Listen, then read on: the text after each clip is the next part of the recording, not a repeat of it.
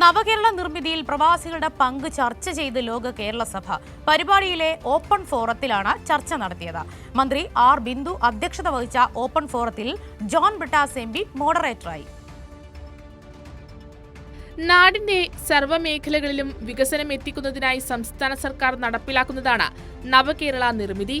ഈ പദ്ധതിയിലേക്ക് പ്രവാസികൾക്ക് എന്ത് ചെയ്യാൻ കഴിയും? അക്കാര്യം ചർച്ച ചെയ്യുന്നതിനാണ് ലോക കേരള സഭയിൽ ഓപ്പൺ ഫോറം സംഘടിപ്പിച്ചത്. പദ്ധതിയിലേക്ക് നിരവധി നിർദ്ദേശങ്ങൾ ഉയർന്നു. മന്ത്രി ആർ ബിന്ദുവാണ് അധ്യക്ഷത വഹിച്ചത്. നവകേരള സൃഷ്ടി എന്നുള്ളത് കൊണ്ട് നാം ഉദ്ദേശിക്കുന്നത് ഇതിനകം തന്നെ കേരളം ലോകത്തിൻ്റെ മുൻപാകെ അഭിമാനകരമായ നിലയിൽ ഉയർത്തിപ്പിടിച്ചിട്ടുള്ള കേരള മോഡൽ വികസനത്തിൻ്റെ അടുത്ത അധ്യായം രചിക്കുക എന്നുള്ളതാണ്. അതായത് 21ാം നൂറ്റാണ്ടിലെ ഉത്തരാധുനിക ലോകം ഉയർത്തുന്ന നാനാമുഖമായ വെല്ലുവിളികളെ ആത്മവിശ്വാസത്തോടെ അഭിസംബോധന ചെയ്യാൻ കെൽപ്പുള്ള വിധത്തിൽ കേരളീയ സമൂഹത്തെ സജ്ജമാക്കുക എന്നുള്ളതാണ് നവകേരള നിർമ്മിതി എന്നുള്ളത് കൊണ്ട് നാം ലക്ഷ്യം വയ്ക്കുന്നത്. നവകേരള നിർമ്മിതിയിൽ പ്രവാസികളുടെ പങ്കെന്ന വിഷയത്തിൽ KT ജലീൽ MLA, മുരളി തുമ്മാരുകുടി, ഇരുദയരാജൻ തുടങ്ങിയവർ സംസാരിച്ചു. പ്രതിനിധികളും ഓപ്പൺ ഫോറത്തിന്റെ ഭാഗമായി. Why are we not looking at the second generation? അതായത് നമ്മളിപ്പം ദുബായിലേക്ക് ഞാൻ എൻ്റെ കാര്യം തന്നെ പറയാം. ഞാൻ ദുബായിൽ പഠിച്ചു വളർന്ന ഒരാളാണ്. ഞാൻ തിരിച്ചിവിടെ നിന്ന് യൂണിവേഴ്സിറ്റി കോളേജിലേക്ക് പഠിച്ചു.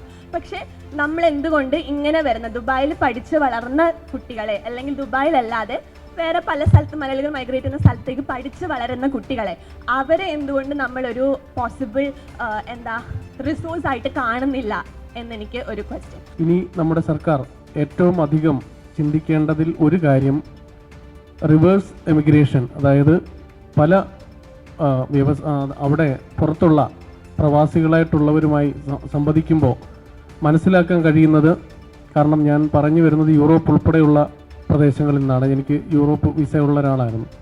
അപ്പോൾ അതുകൊണ്ട് അവിടെയുള്ള പല ആളുകളും തിരിച്ച് നാട്ടിലേക്ക് മടങ്ങി വരാൻ ആഗ്രഹിക്കുന്നുണ്ട്. പക്ഷേ അവരെ പിടിച്ചു നിർത്തുന്ന ഒരു വിഷയം, നാട്ടിലേക്ക് വന്നു കഴിഞ്ഞാൽ ഇവിടെ എന്താ പറയുക, അവർക്ക് അതിനുള്ള സാഹചര്യമില്ല എന്നുള്ള ഒരു വലിയ പ്രചാരണം ഇപ്പോഴും ഉണ്ട്. അപ്പോൾ അതിനെ മറികടക്കുന്ന തരത്തിൽ സർക്കാർ എന്തെങ്കിലും കാര്യങ്ങൾ ചെയ്യണം.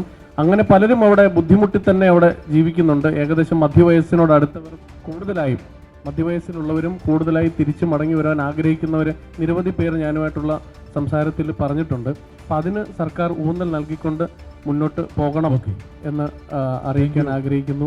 പ്രതിനിധികളുടെ ചർച്ചയ്ക്കും ചോദ്യങ്ങൾക്കും ഓപ്പൺ ഫോറത്തിൽ മറുപടിയും നൽകി. കേരള സർക്കാരിന് വിഭവ ദൗർലഭ്യം ഭരണ സംവിധാനം, പക്ഷേ കേരളത്തെക്കാൾ 10 മടങ്ങ് വിഭവമുള്ള സംസ്ഥാനങ്ങളിലൊന്നും ഇതുപോലെ പ്രവാസികളെ ചേർത്ത് നിർത്തുന്നില്ല എന്നുള്ള കാര്യം നിങ്ങൾ മനസ്സിലാക്കണം. തിരിച്ചു വരുന്നവർക്ക് നോർക്ക കെയർ പ്ലാൻ ചെയ്തുകൊണ്ട്, അതുകൊണ്ട് ആ ഒരു പരാതിക്ക് വൈകാതെ തന്നെ പരിഹാരമുണ്ടാകും. കൈരളി ന്യൂസ്, തിരുവനന്തപുരം.